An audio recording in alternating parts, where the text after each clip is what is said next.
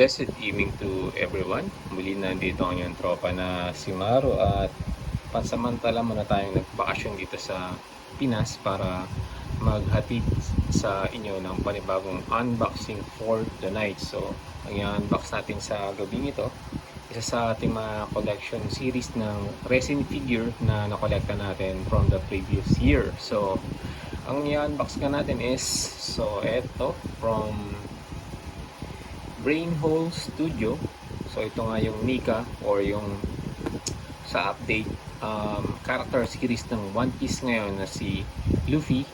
So ano na nga siya, nasa gear 5 na nga siya, kung tawagin is Sun God yun nga, Nika. So sobrang angas na ito guys. Bali ang skill pala na ito, nasa ano siya, pop scale, or yung sa kung tawagin is portrait of pirates na scale. So ayun nga guys, without further ado, wala tayong ngayon background music kasi naiwan ko yung laptop sa Japan. So buksan na natin to guys. Ayan.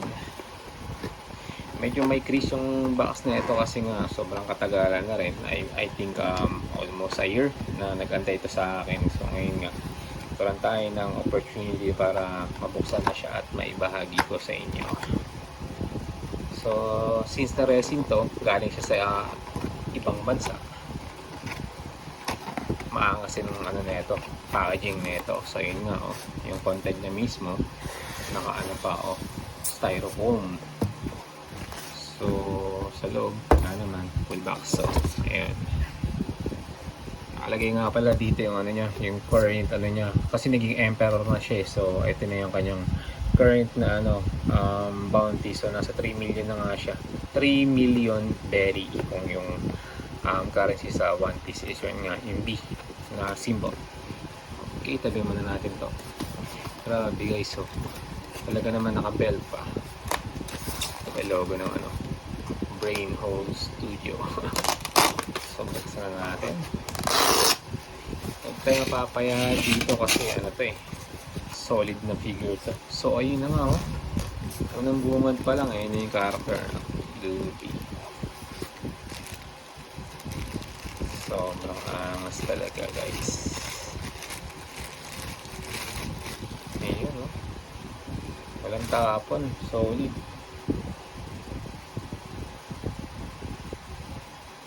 Naka na siya rito, naka gear 5. So ang isa pang include nito ay siya nga, yung niya, yung pinaka stand, yung pagpapatungan niya. Ganda rin, so nakita niyan. Kasi yung ko ngayon, yung gamit ko rin dito na support stand, kasi mag-isa lang akong nagagawa ng content, nag-video. Sana hopefully makita naman. Mas solid siya. So yung peg niya, walang bali si doon, si Luffy doon. Bam! Angas! Gear 5. So yun nga, again guys, nasa rin to, pop scale siya. So pag nagkulit ako ng ng pop figures, kasama na to syempre, siya na yung pinaka main resins doon, or sipagin man, magko-collect din ako na ibang resin figure katulad ng ibang character na kasama niya sa Mugiwara Pirates. Ganda guys, sculpture pa lang.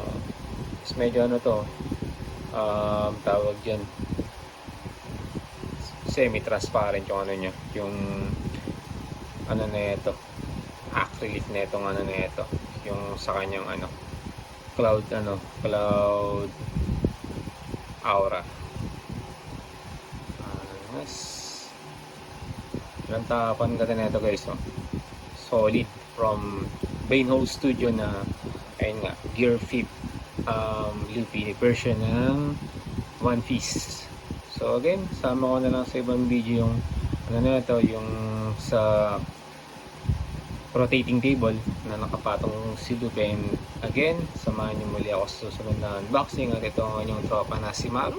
Maraming salamat guys.